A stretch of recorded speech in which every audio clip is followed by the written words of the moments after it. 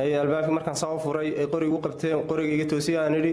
yaa tahay bay yidhaahdeen waxaan ahay baan ku yidhi xasan axmed ninkii soomaaliga ahaa bay gartay oo yidhi waa xasan axmed geedi isaga weeyaan saasay qoriga iga toosiyeen waan haynaa bay yidhaahdeen cabdi maxamed cumar oo ordayaa soo galay marka wuxuu yidhi alxamdulilaahi rabbilcaalamiin kol haddaan ku hayno caawa 16 guri baan kaa baadhay 16 iyo 20 waxaad iga baadhay waad haysaaye waxaad igu samayn karto aday kula jirtaa baan ku yidhi marka ma kuliyadii neersiga qaybtaad ka deganayd baa lagu hayay mise waa lagu soo saaray oo markaa waa lagu soo kaxeeyey isla markiiba lugiyo gacanta la isku kala xidhay baa qabaal dusha laga soo saaray waxaana la ii soo qaaday guri ka dhisan xaafadda lixaad ee guri ka soo horjeeda kiniisadda oo weyn halkaas habeenkii lagu hayay intii waa uu ka baryayay barqinkii marka haydna cabdi maxamed cumar ba halkaa igu yimiday wuxuu yidhi waxaad tahay sheeg anu waxaan ahay ma jiro oon ka hayn ardaynimadayda baan ku yidhi waxaan ka soo koray magaalada Jigjiga dugsiyadii aan soo bartay ilaa dugsi sare ilaa dugsi hoose cadaymaha ka soo raadi halkana jaamacadda waan ka dhiganayay waxaan ardaynimo ahayn oo ka shaqeeyaa ma jirtee hadaas badbaadin weydo anu haddaan diyaarad raacayo lafahaaga inaad badbaadisay la quman buu yidhi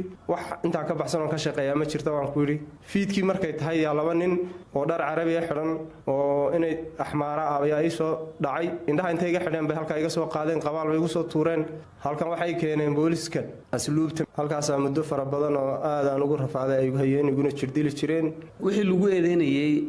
madaxweynaha hore deegaanka cabdi maxamed cumar oo ku eedeynayay muxuu ahaa waxa uu igu eedeynayay aniga kolka uu cuskanayo waxaa tahay buu lahaa ururka ONLF maadaama uu ku yidhi 16 guri baan ka baadhay hawl badan baa lagu bixiyay kharash badan marka miyaad ahayd adigu ururka ONLF markaas ma anu wax urur ONLF oo ahaa manager oo ka ahayn shaqadayda ugu badan ardaynimo ahayd xeradan booliska lagu geeyay maxaa ka dambeeyay intaas xerada booliska in badan markii lagu dilay aan ugu rafaaday haddana garab casa lagu soo dilay ciidanka federaalku iyaguna dhib badan ay geysteen xerada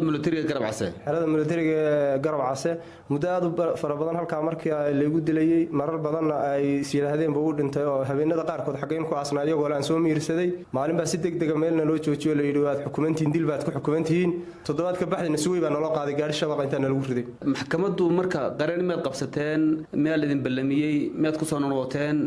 maxkamadda sida ladin saaray maxkamadda si degdeg oo aan waxba ka filayno argagax ku dhahan yahay baa naloo geeyay wax qareeno qabsatay meena jirin dadka iyaga iyo ehelka iyaga waa loo diiday imsajir baad ahayd markii lagu qabtay maalintii la qabtay 21 sano aan ahaa haddana imsajir baad tahay hadda markii loo geeyay intaan xidhnaa kulli kuma darsada aniga 30 jir baan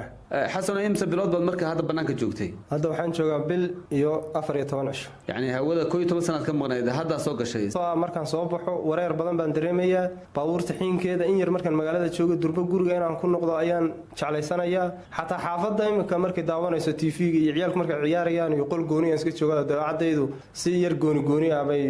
yar jeclaysanaysaa laakiin aad waxaan ugu faraxsanahay bulshadii iyo qaraabadii iyo ehelkii inta badan aan kala maqnayn ee kolna 5 daqiiqo la ogolaan jiray kolna aan aragtideeba loo ogolaan jirin inaan maanta farxad kula noolahay meeshaan doonana aan marayo farxad aad u weyn baan dareemayaa ilmo yar ciyaala in gacanta la hayo mooyaan xaafadda kama soo